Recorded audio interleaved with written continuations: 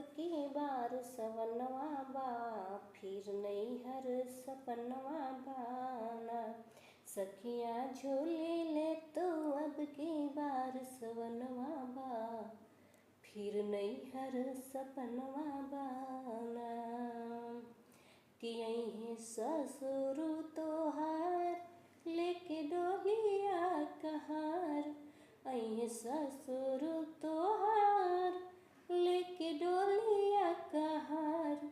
उनके आगे पीछे 12 बजनवा बा, फिर नैहर सपनवा बाना।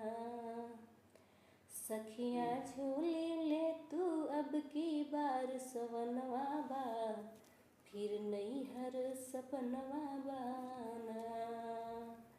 कि अइहे भसुर तोहार लेके डोलिया कहार, अइहे भसुर तोहार लेके डोलिया कहार। उनके आगे पीछे 12 बजनवा बा, फिर नैहर सपनवा बाना।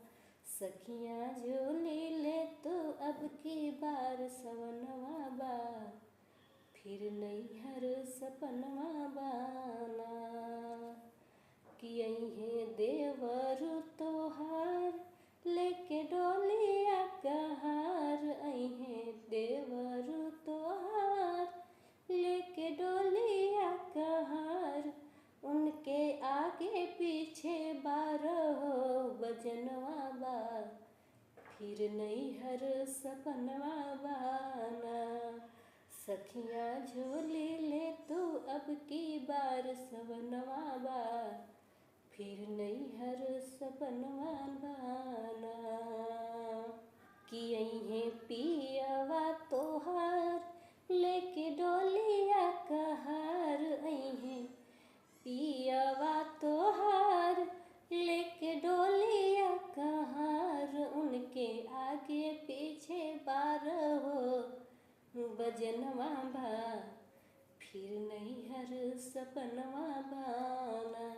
सखिया झूली ले तो अब की बार सवनवा बा, फिर नैहर सपनवा बाना।